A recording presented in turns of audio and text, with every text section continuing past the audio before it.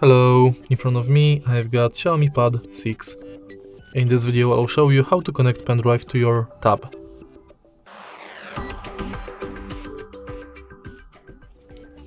In the beginning, make sure that your pendrive has a USB-C stick and then simply plug it to charging port in your smartphone. Now tap Explore, and now you can explore your pendrive storage.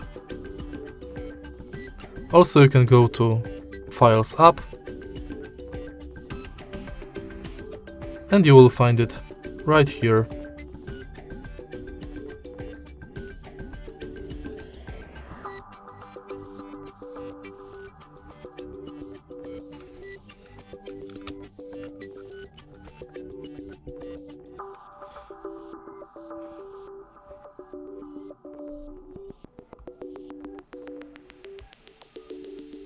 If you find this video helpful, please leave like, comment and subscribe.